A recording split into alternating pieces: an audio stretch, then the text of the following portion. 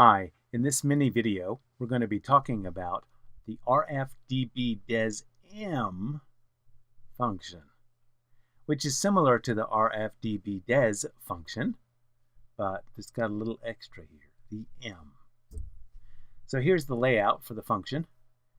As you can see, it returns num1, num2, then C, the controller parameters.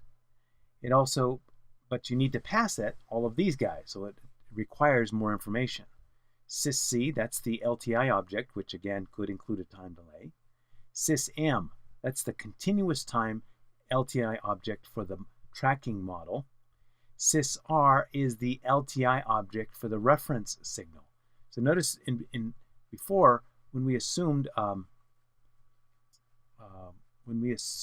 a step input, we didn't need the model and we didn't need the reference. Those were a given. We didn't need a model at all, and the reference was just the unit step, so we didn't have to include these guys. In the general case, when we're trying to track something else, we do need to include these, and we need the continuous time versions of them. We have the sampling period we need to enter. We need, again, M1 and M2, the degrees of freedom for V1 and V2. UM is the control magnitude. YM is like overshoot and undershoot, which is a little bit different because now we're not actually tracking a step. So you will generally have overshoots and undershoots. Alpha, again, is the balance, provides the balances. For example, A1 is for the performance program, A2 is for the robustness program, and D, again, is our oversampling parameter.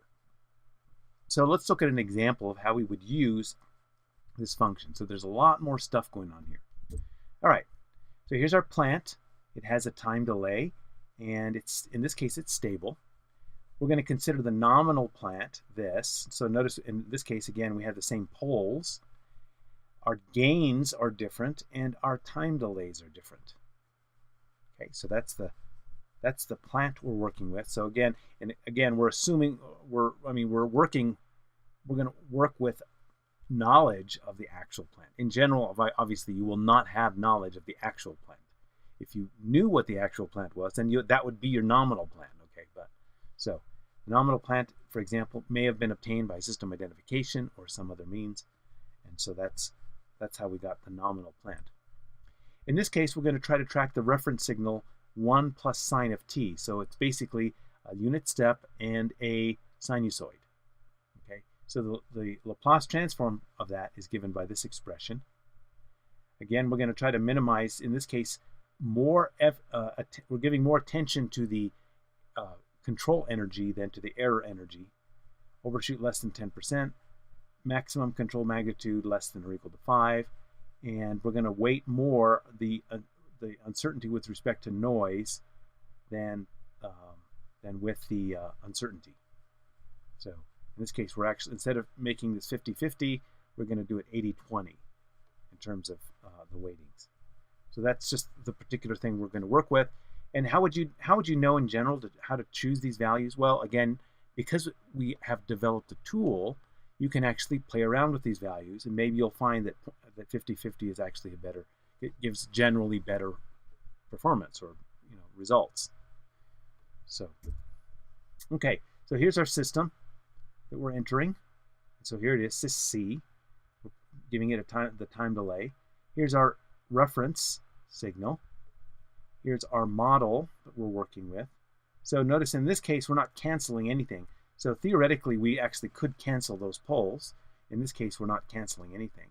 And here are the degrees of freedom for M. Here I've set the control magnitude instead of 5 to 4.5, so it's a little bit smaller. Sometimes that's actually helpful, especially if you really do have a saturation in your system.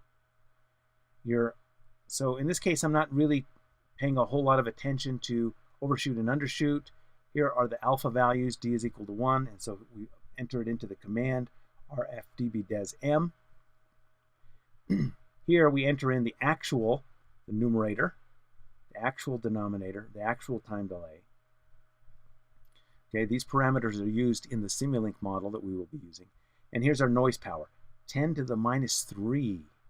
That's actually quite a lot of noise. for this signal.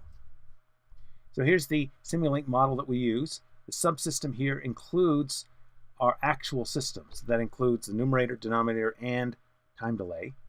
Here's our tracking model. Our system has a saturation in this case. Here are our controller parameters. Here is the DC offset sinusoid. I have noise and entering the system, and the noise goes into this. And so this is the noise-free version here that's being compared with the reference signal. Here's the control signal. Here is the noisy sensor data that we're getting. And so here we have the result. So again, this version is actually the clean version, and you can see the clean version is actually fairly close. It's not perfect, but you can see it doesn't lock perfectly on, but it does pretty well. Considering, look at the amount of noise that we've got on this. The noise is substantial. Here's the control signal. You can see that the control signal is largely unfazed by the noise. So this shows that we have a remarkable amount of robustness. Notice we do have a very large controller order. So, but again, it's nice that we can even investigate controllers. So we don't even know what I don't even know what all the controller values are, the parameters. I mean, remember, they're polynomials, right? So a 200th order polynomial, that's a large polynomial, but our system just kind of takes it in stride. So, all right. So this is the RFDBDESM, and it's associated with the robust tracking problem. Thanks for watching.